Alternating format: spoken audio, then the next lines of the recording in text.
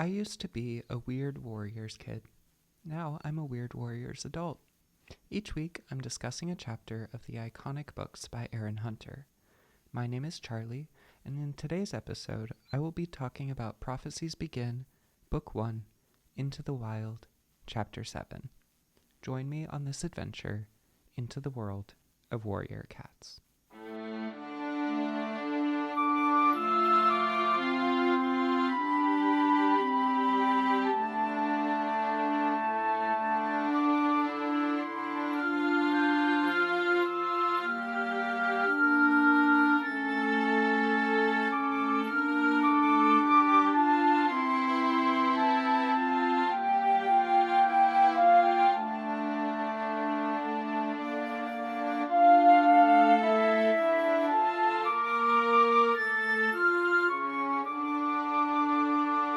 Welcome back to another episode. I'm very excited. This is another short chapter, but it's also an exciting one. And I am trying this week, seeing how it goes with having my cat Lucky closed out of this office room. You might be able to hear him meowing outside the door. It's very sad. I feel bad shutting him out. I just want to see how it goes this week because other weeks he will jump on my computer and I'm worried he's going to interfere with my recording and click on something. But I also like having him in these episodes because he's so adorable. And this is a podcast about a book series about cats. So it feels appropriate to have my cat in it. But we'll see how it goes this week. So anyway, Chapter 7. The chapter art is continuing the cycle. It's repeated last week. I guess they have only so many chapter arts that are used in this book, and then it just starts over once it runs out. So it's the same as the cover art. It is Firepaw when he was still rusty, and he just got his collar off when he first got to ThunderClan. So pretty fun. So this is just after Firepaw and Graypaw parted ways, after they saw eyes staring across the Thunder Path. And now Firepaw is going back towards ThunderClan to tell Dustpaw and Sandpaw that he saw his first ShadowClan warrior. But as he's going back towards ThunderClan, he smells the stranger, perhaps that ShadowClan warrior. It says, the sent message told him many things. I think that phrasing is interesting to call it the sent message. But it says, the stranger was a she-cat, not young, and definitely not from ThunderClan. She carried no distinct scent from any of the clans, but Firepaw could tell she was tired, hungry, and sick, and she was in an ugly mood.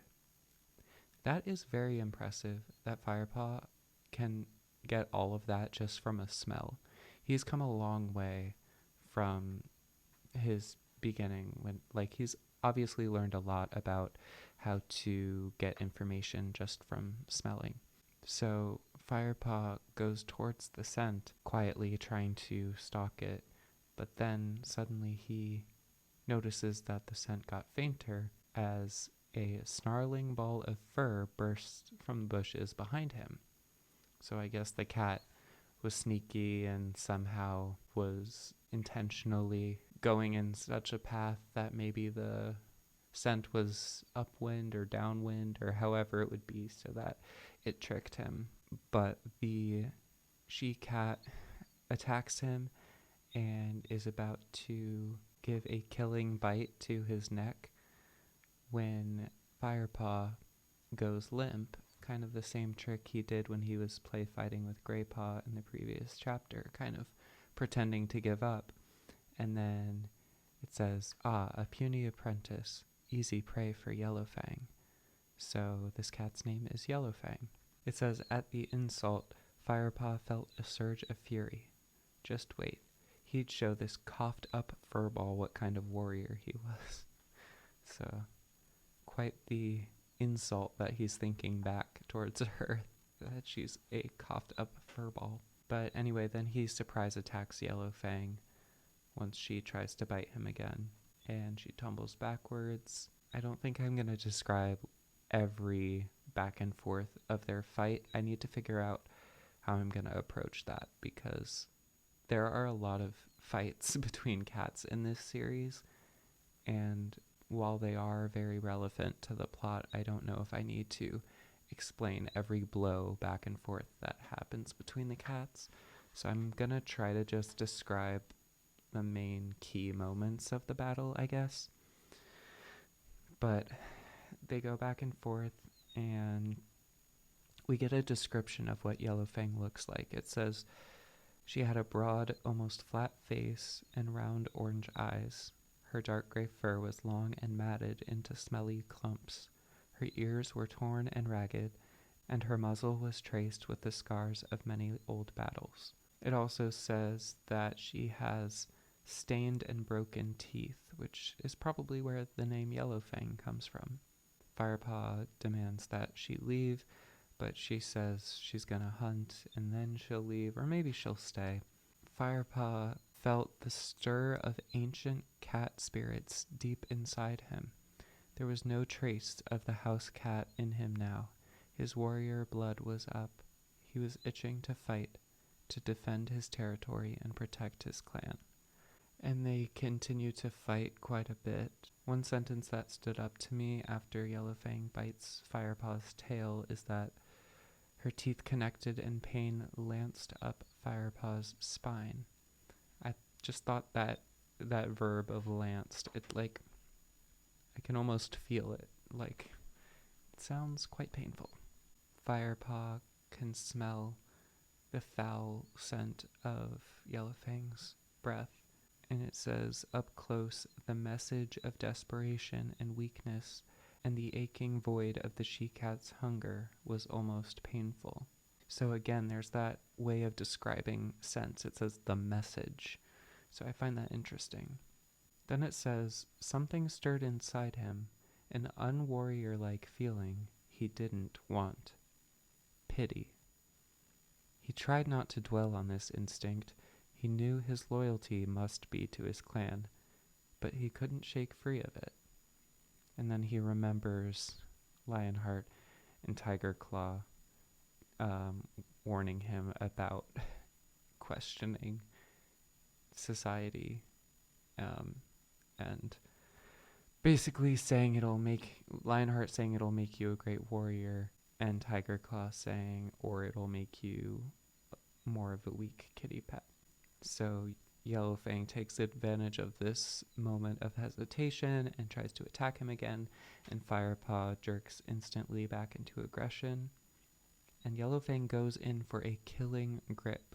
And something I realized is this is really Firepaw's first real battle. Because yes, he fought with Longtail and he's fought with Greypaw a couple times, but those were both fellow ThunderClan warriors. This is the first time he's fighting with an outsider. And they fight a bunch more, but then Yellowfang's injured leg gives way and she slumps to the ground. She tells Firepaw, finish me off, I won't stop you. Firepaw hesitates. It says he's never killed another cat before. Perhaps in the heat of battle he would, but a mercy killing in cold blood? That was something very different.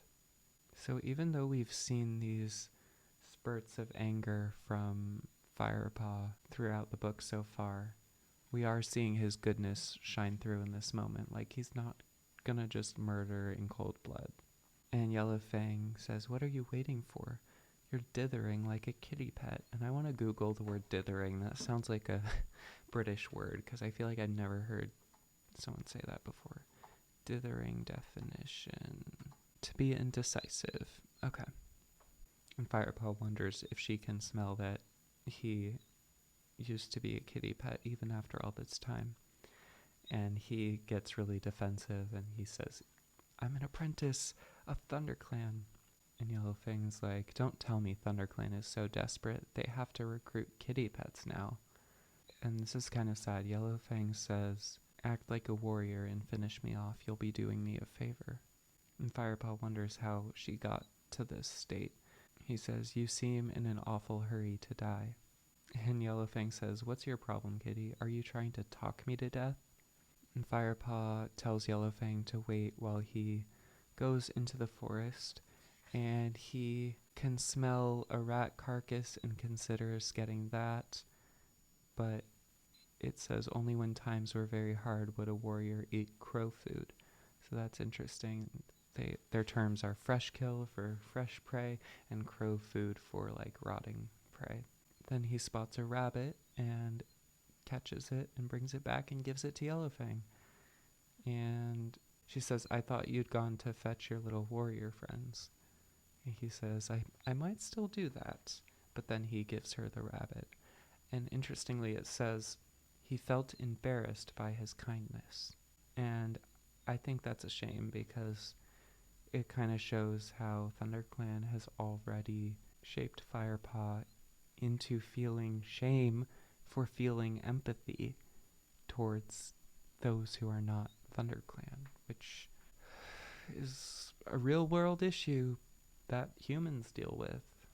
Is like racism is not natural. It's not, you're not born racist, you're raised racist. Whether or not it is violent hate or if it's more so subconscious bias. And then when we do question that, we feel guilty because we've been raised to not question that. So anyway, I appreciate how it does explore those topics. Especially for such a young audience, it's important to show critical thinking. And Yellowfang eats the rabbit and says it's the first fresh kill she's had for days. And Firepaw gives in to his own hunger and eats the scraps that are left over. And Yellowfang starts to try and get a rise out of Firepaw again by making fun of how gross the food is that two legs give to kitty pets. But then she hears warriors coming and gets quiet. And they're the familiar smells of ThunderClan warriors. So Firepaw licks his lips and muzzle, trying to hide the fact that he ate some food, and remembers that Lionheart said the clan must be fed first. It says, but surely he would understand why Firepaw had fed this wretched creature. His mind reeled, suddenly fearful of what would happen to him. His first apprentice task, and he had ended up breaking the warrior code. And that is the end of chapter 7. So it's a bit of a cliffhanger there, not knowing how his own clan will react, which I also find to be kind of culty. Like at the end of reading this chapter, I was just like, ThunderClan is a cult because they're telling Firepaw, basically making him feel like he can't be kind to strangers. And then when he is, he's worried about what punishment he might have to get.